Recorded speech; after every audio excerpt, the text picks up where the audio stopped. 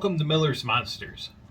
We're going to talk about H.P. Lovecraft's The Monster Portals by Jagged Edge Productions. It's also known as The Offering or Monster Portal, and that's not a good sign to start with if they're putting it out by more than one title. This movie stars Sian Altman, Louis James, and Sarah Alexandra Marks. And before we get to the synopsis of the story, please hit that bell, hit that like, and subscribe button.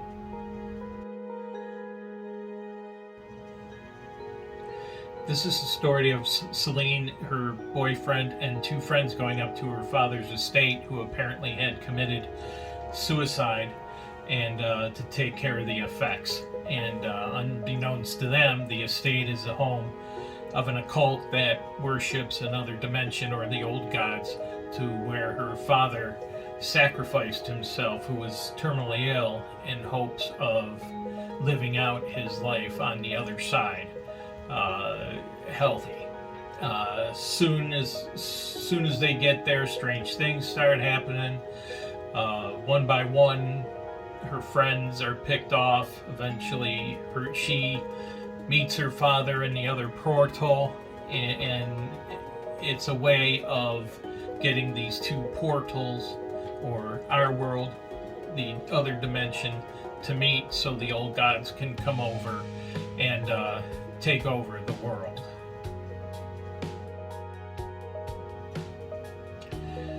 Before we get to my feelings of the film, take a moment, hit that bell, hit that like, subscribe button so you don't miss another review and our upcoming series on the Warrens' contribution to the horror genre.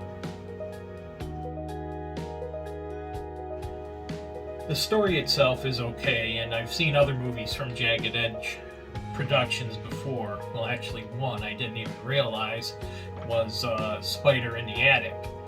And one of the Sarah Alexandra Marks also appeared in that movie, and unbeknownst to me, they are the producers behind Winnie the Pooh, Blood and Honey, which I'm really looking forward to.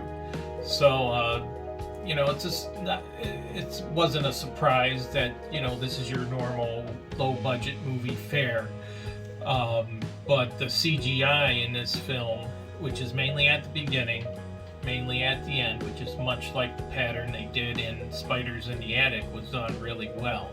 I would have liked for more of H.P. Lovecraft's monsters to appear. Cthulhu does make a brief appearance at the end, and we only get to see, part of his face. But other than that, for me, you got the CGI and then the story sandwiched in between, and the story sandwiched in between was okay. I mean, none of these characters I really felt anything for. Celine, she is overcome with grief of her dad's passing. Rich her boyfriend just wants to get in there, take care of the estate, and get out and go on with their lives. Nick tries to move on Celine, and April herself, is addicted to drugs, and from a previous car accident. And like I said earlier, one by one, people disappear. We start learning more odd things that go on, and they sprinkle around a few, monster sightings here and there, shadows, a figure of the old god, we'll call him, briefly, and then pictures of Lovecraftian monsters throughout the film. And when we get to the climax, it was done well, and there he puts in a gratuitous sex scene. Thank you for that. Maybe that's the payoff for sitting through the movie or trying to get you to watch more Jagged Edge Productions. But when I say gratuitous, it really was gratuitous. It had no meaning to the movie at all.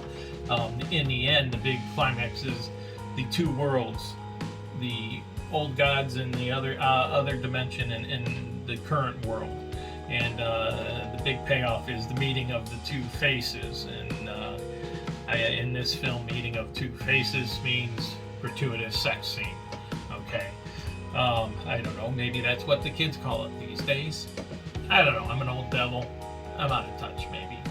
But the big climax scene was filmed pretty darkly, and I don't mean dark in the overall sense, but dark in lighting, and it was hard to make out a few things. And much like Spiders in the Attic, I was left with a lot of questions. So the characters I didn't much care for. The story was okay. CGI is good at the beginning and the end. Would have loved to see more HP Lovecraft monsters in this film. It is called Monster Portal. And,